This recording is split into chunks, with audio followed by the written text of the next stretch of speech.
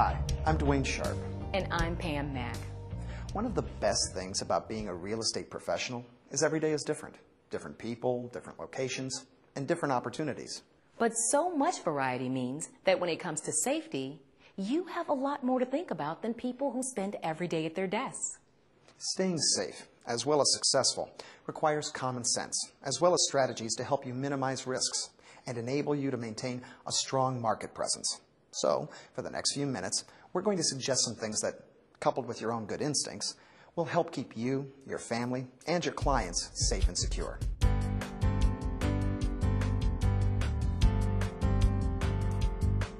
Most realtors spend a lot of time showing properties, often to people they don't know very well. It's a good idea to introduce new clients to your associates. That way, it'll be clear that someone else knows who you are with. We're going to look at some properties today, and this is our first time out. To be extra safe, you may want to explain that your policy is to leave a photocopy of your client's driver's license with your office. Remember to assure your clients that their information will be safeguarded and destroyed when it's no longer needed. It's also best to ask a new client to take his own car to the property you're showing just to be sure. To keep it from being awkward, just say you're going on to another appointment and you don't want to delay him. Make sure your car is in good working condition and has plenty of gas.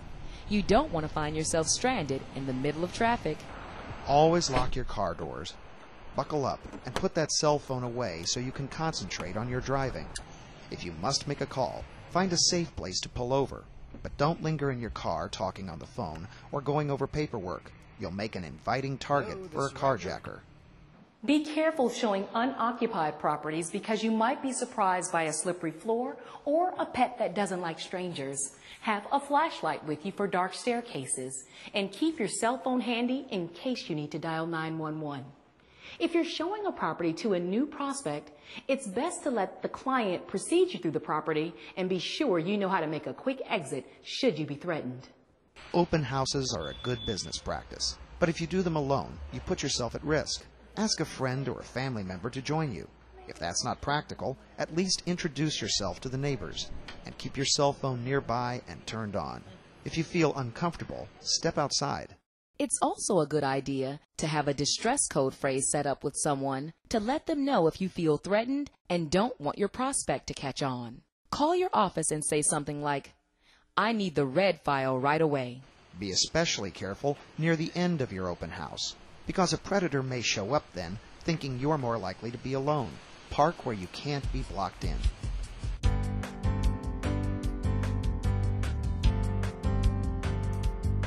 At the office, remember there is safety in numbers.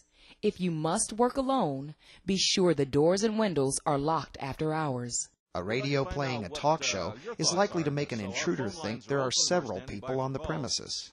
Keep your windows and counters clear so anyone can see what's happening inside. This will help the police and hinder a potential thief. Be sure you have your mobile phone nearby. Keeping it clipped to your clothing is best of all. Consider getting a personal alarm you can trigger if something unexpected should happen. Also, check to see if your office has smoke and carbon monoxide detectors, plus a door alarm system. And if it doesn't, mention it to your office manager. Also ask if the building has been inspected recently for fire hazards. Many office fires are caused by an electrical problem, so be careful about frayed cords and avoid plugging too many machines into the same outlet. Many office injuries involve falls, so keep floors clear of anything someone could trip over. And be sure stairwells are well lit. Back injuries are also common in offices, so be careful when moving anything heavy, such as a file cabinet, computer, or even a heavy box of documents. Also, be sure your chair provides plenty of back support.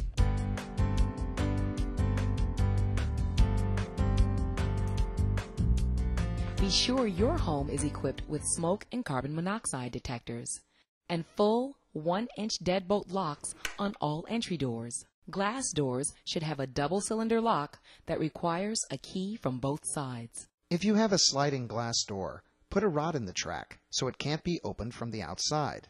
And consider replacing the glass with shatterproof material.